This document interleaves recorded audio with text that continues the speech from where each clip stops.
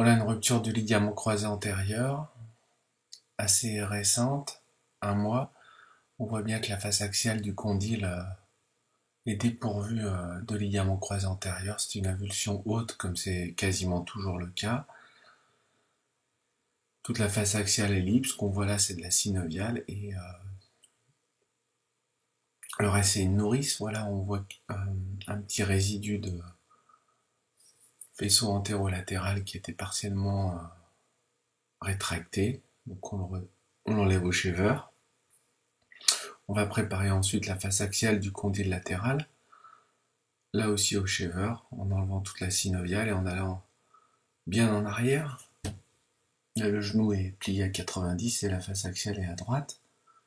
C'est un genou gauche. On nettoie bien tout. Et puis ensuite, on a fait le tunnel pour passer la greffe dans le fémur. Maintenant, on va faire le tunnel au niveau du tibia et c'est là toute la particularité de la technique biologique qui conserve le résidu de ligament croisé antérieur. On se positionne au milieu des fibres avec une broche, voilà, qui va ensuite guider le passage d'une mèche. Tout d'abord une petite mèche de 6 mm. On fait attention de ne pas détériorer les fibres restantes du croisé antérieur avec la broche. Ensuite, une fois qu'on a fait le premier trou, on va repositionner la broche bien au milieu des fibres du LCA restant, voilà. Et ensuite, on voit là les fibres du LCA qui se mettent en vibration parce qu'on passe une nouvelle mèche, cette fois dans ce cas-là 9 mm, c'était le calibre de la greffe. Et on fait là aussi attention de ne pas détériorer ces fibres restantes.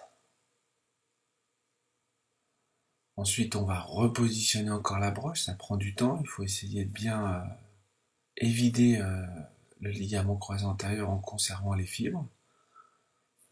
Donc on passe en général des broches progressivement croissantes, 6, 7, 8, 9 mm, pour aller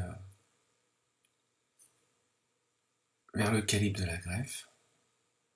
Voilà, on voit un petit peu d'os à droite, de cartilage et d'os qui ont été soulevés, mais tout ça on l'évacuera à la fin, pour pas que ça fasse de syndrome du cyclope. Ensuite on va passer le shaver à l'intérieur pour bien faire la place de notre greffe. Voilà, on voit le shaver qui tourne là. Et lorsqu'on a l'impression qu'on a un tube suffisamment bien, on va finaliser le passage de la greffe. On utilise un petit fil relais qui vient de la face axiale du condyle externe dans le tunnel et qui passe dans notre manchon de résidus du croisé antérieur. Voilà un petit temps de préparation, mise en place de la greffe, puis après on va mettre en tension. Voilà, on voit la greffe arriver par transparence à ce niveau-là. Et une fois qu'elle est bien dans son tunnel, on la fixera avec des vis d'interférence à la fois au tibia et au fémur.